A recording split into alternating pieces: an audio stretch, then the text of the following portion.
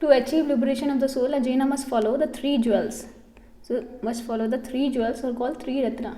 First one, KFC. KFC, right knowledge, right faith and right conduct. So we'll talk about right knowledge. इसको बोलते हैं संयोग ज्ञान. संयोग ज्ञान, सम्यक ज्ञान, सम्यक ज्ञान. ज्ञान को इस तरीके से लगता है सम्यक ज्ञान. फिर हमारा होता है राइट फेथ. इसको बोलते हैं सम्यक दर्शना. राइट फेथ, सम्यक दर्शना. फिर राइट कंडक्ट बोलते हैं सम्यक चरिता. Right conduct, samyak चरिता.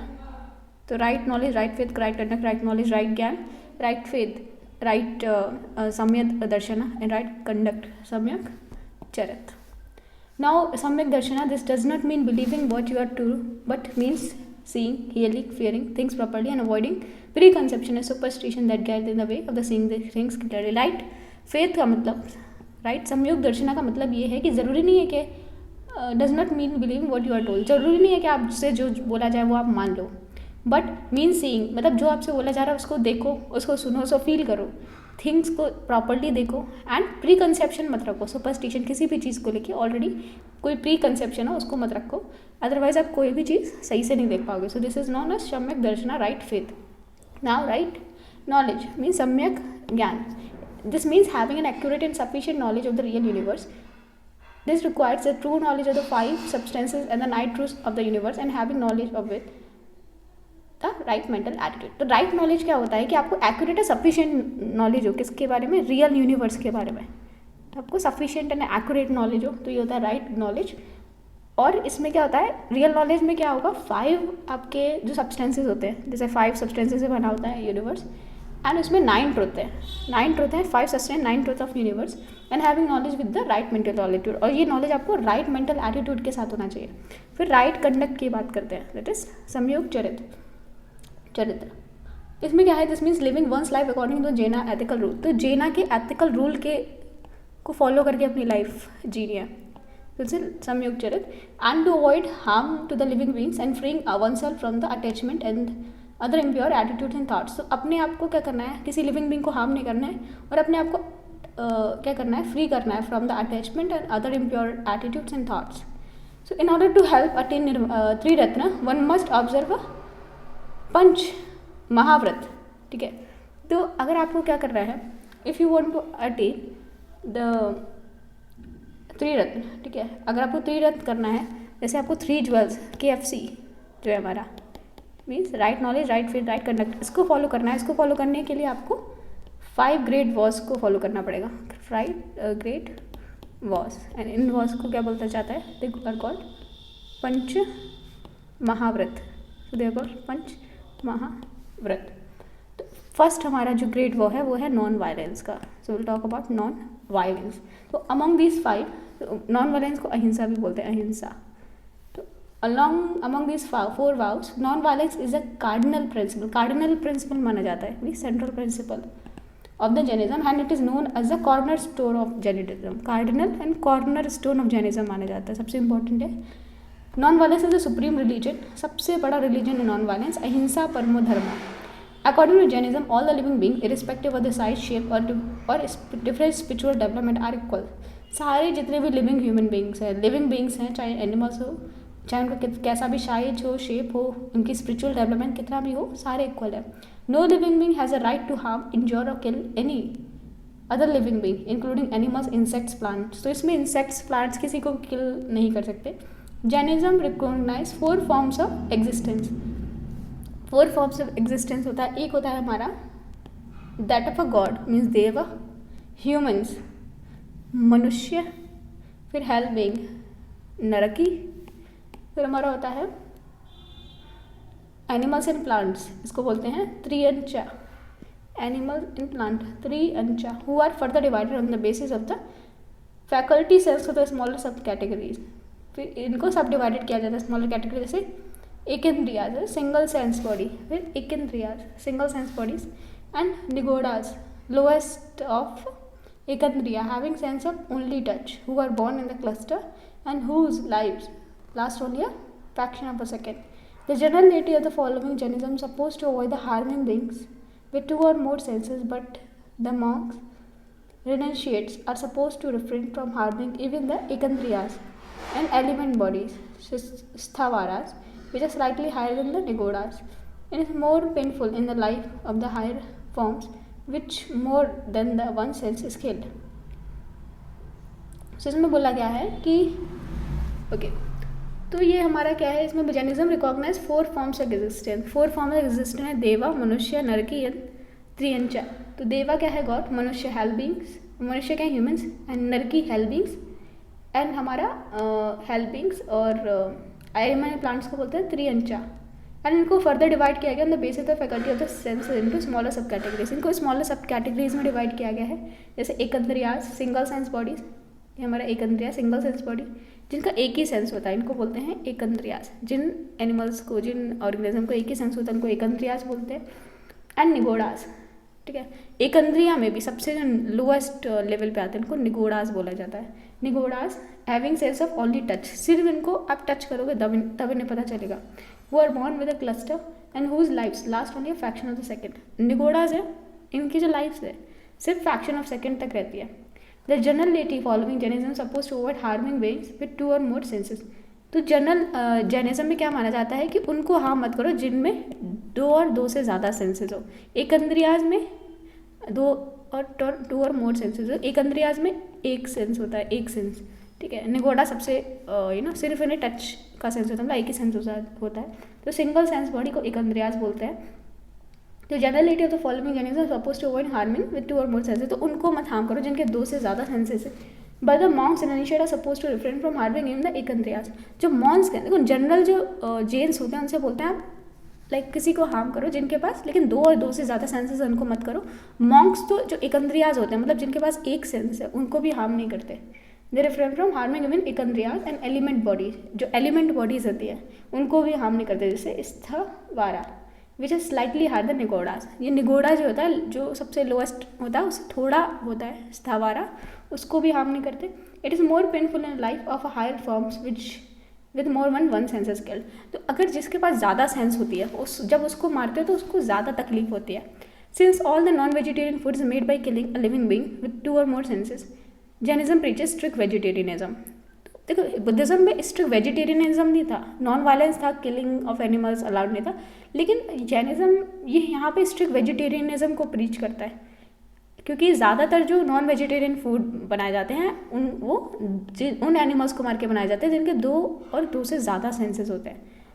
So it prohibits non vegetarian food. In Jainism it is intention to harm, absence of compassion, unawareness, ignorance that makes action violent.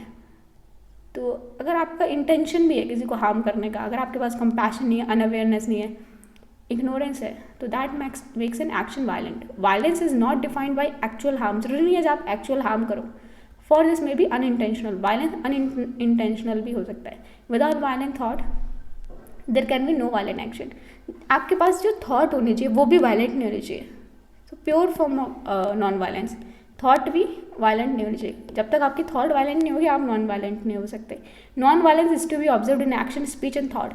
तो आपको नॉन वायलेंट रहना है in all the 3, action, speech and thought. One should not be non-violent, ask others to do so, or approve of such activity. Jainism prohibited the practice of the war and even agriculture for its follower. तो war नहीं लड़ सकते Jainism वाले, और agriculture भी नहीं कर सकते. एग्रीकल्चर में भी इंसेक्ट मरते हैं. Eventually Jains confine themselves to trade and mercantile activities. तो सिर्फ ये ट्रेड कर सकते हैं और मर्केंटाइल एक्टिविटीज़ कर सकते हैं. तो ज़्यादातर ये ट्रेडर्स होते हैं. नाउ फिर एक आता है हमारा सेकेंड वाव. एक हमने देख लिया नॉन वायलेंस. सेकेंड है ट्रुथ, मीन्स सत्य. Jainism insists that one should not only refrain from falsehood but also should always try to speak the truth. ज़रूरी नहीं है कि आप लाइक दुख से दूर रहो, मतलब सच हमेशा बोलो. Which should be welcome and pleasant, wholesome and pleasant. और ऐसा सच बोलो जो wholesome होना चाहिए, pleasant होना चाहिए. One should remain silent if the truth causes pain, hurt, anger or death of any living being. तो जब आपको लगता है कि ट्रुथ से कुछ पेन होगा या जो सच है उसे पेन होगा, हर्ट होगा, अंगर होगा, तो आप चुप रहो, आप मत बोलो. Anger, greed, fear, jokes are the breeding ground of the untruth. जो एंगर है, it's a greed, fear, jokes is the breeding ground of untruth. To speak the truth requires a moral courage. आपको अगर सच बोलना है तो requires moral courage, and only those who have conquered the greed, fear, anger, jealousy, ego, frivolity can speak the truth. Truth is observe in speech, mind and deed. तो ये होता है हमारा truth. Third is non stealing. Non stealing इसमें होता है इसे बोलते हैं अचुर्या और अस्तिया. अचुर्या और asteya. Stealing consist of taking one's another property without his consent. आपको मतलब आप किसी की प्रॉपर्टी ले लो उसके कंसेंट के बिना, और by unjust or immoral methods. It does not entitle one to take away the thing which may be lying unintended unclaimed. इसका मतलब ये नहीं कि जो चीज़ अनइनक्लेम्ड है वो उठा लो, ठीक है, वो गलत नहीं होगी, तो वो भी नहीं है. One should observe the vow very strictly. बहुत ही स्ट्रिक्टली आपको ये चलना है. And should not touch anything even the worthless thing. अगर कोई वर्थलेस थिंग है उसको भी मत उठाओ. Which does not belong to him. When accepting the alms, help or aid, one should not take more than what is minimum requirement. अगर आप कुछ भीख मांगते हो या हेल्प मांगते हो तो उससे ज़्यादा मतलब जिससे ज़्यादा आपको ज़रूरत है. To take more than one's needs is also considered theft in Jainism. जितनी आपकी ज़रूरत है उससे भी ज़्यादा ले रहे हो तो इसको भी theft माना गया Jainism में. Now R is celibacy और chastity. Celibacy और chastity से बोलते हैं ब्रह्मचार्य. एंड इसको ऐड किया गया था भाई Mahavira. Brahmacharya. Total abstinence from the sensual pleasure of all the 5 senses. इसको सेलिबेसी बोलते हैं. मतलब जितने भी 5 सेंसेस हैं, ठीक है, उनसे आपको क्या करना है, सेंशुअल प्लेजर और जितने भी सेंसेस हैं उनसे दूर रहना है. Sensual pleasure is infatuating force which set aside all the virtue and reason at the time of the intelligence. तो जितने भी वर्च्यूज होते हैं आपके सब बाहर में जाते हैं जब आप इसमें इंडल्ज होते हैं. The vow of controlling sensuality is much more difficult to observe in subtle form. ये काफ़ी ज़्यादा डिफिकल्ट होती है. One may different from physical intelligence but may still think of sensual pleasure which is prohibited in Jainism. हो सकता है आप sensual pleasure में इन्वॉल्व नहीं हो रहे बट आप सोच रहे हो, तो ये भी प्रोहिबिटेड है जैनिज्म में. सोचना भी इसके बारे में प्रोहिबिटेड है. Monks are required to observe this vow strictly and completely and they should not enjoy sensual pleasure and pleasure of the all the 5 senses. तो इनसे बोला गया है जैन के जो मॉन्क्स है वो तो बिल्कुल भी इसको नहीं इंजॉय कर सकते हैं जो सेंशुअल प्लेजर होता है. There are several rule laid down for the observing this vow for householders. Householder कैसे इसको कर सकते हैं इसके लिए भी रूल्स लिखे हुए हैं. दे should not indulge in any physical relationship other than the one's own spouse and that two of a limited nature. तो ये बोलते हैं कि आप दूसरे के साथ कभी भी सेक्सुअल प्लेजर में इन्वॉल्व नहीं हो अपनी स्पाउस के अलावा. तो ये है सेलिबेसी और चैस्टिटी. ब्रह्मचार्य इसमें महावीरा ने ऐड किया था. फिर हमारा आता है नॉन अटैचमेंट और नॉन पोजेशन. नॉन अटैचमेंट और non possession that is aparigraha. So an attachment to the worldly objects result in the bondage of the cycle of death and birth. तो जैसे ही आपका अटैचमेंट होता है उसकी जो आपकी क्या होती है जो cycle of death and birth है उससे बॉन्डेज स्टार्ट हो जाता है. Therefore, one who desires to spiritual liberation should withdraw from attachment to the object that pleases any of the 5 senses. तो अगर कोई भी ऐसी चीज़ है जिससे आपके अटैचमेंट है उससे आपको विड्रॉ कर लेना चाहिए और जिसे भी आपकी जो 5 सेंसेस उनको कुछ प्लीज मिल रहा है. तो Jainism believe that the more worldly wealth or if a person possess the more is likely to commit sin to acquire the maintain a possession. तो जितना ज़्यादा आपके पास वर्ल्डली पोजेशन होगा जितनी ज़्यादा वेल्थ होगी उतने ही आप क्राइम करोगे उस पोजेशन को मेंटेन करने के लिए. And in a long run he may be unhappy. Short term में तो आपको लग सकता है वाह बहुत पैसा है. लॉन्ग टर्म में it will hurt you eventually. तो worldly wealth create attachment which will continuously result in a greed. जैसे ग्रीड होगी, jealousy, selfishness, ego, hatred, violence etcetera. Mahavira has said the wants and the desire have no end and only the sky is the limit for them. It should be noted that if these vrats or vows are strictly observed, they are known as a महाव्रत और great और full vows. जब आप इसे strictly observe करोगे तभी इनको बोलते हैं महाव्रत और great vows. And normally these are meant for ascetics. तो जो व्रत है स्ट्रिक्टली ऑब्जर्व किया जाते हैं इनको महाव्रत बोलते हैं. अगर इनको आप ये जो 5 वाउस हैं अगर स्ट्रिक्टली ऑब्जर्व करते तो महाव्रत बोलेंगे एंड ग्रेट और फुल वाउस. एंड जो ज़्यादातर असैटिक के लिए होता है. Layman however can not observe the vows so strictly and therefore they are allowed to practise them as far as their condition permit. तो जो नॉर्मल लेमैन है वो महाव्रत को फॉलो करे या ना करे ये उन पर डिपेंड करता है जैसे कंडीशन परमिट करे. The same vrat of vows when partially observe are termed as anuvratas. तो जब जो असेटिक है वो इन वाउस को फॉलो करते हैं स्ट्रिक्टली इसको महाव्रत बोलते हैं. और जो नॉर्मल लोग इनको करते हैं पार्शियली ऑब्जर्व करते हैं इनको तो इनको बोलते हैं anuvratas. Small or partial vows इसको बोलते हैं small or partial vows. Then highest form of the that achieve by a person whether a monk or a layman involve death by meditating and fasting.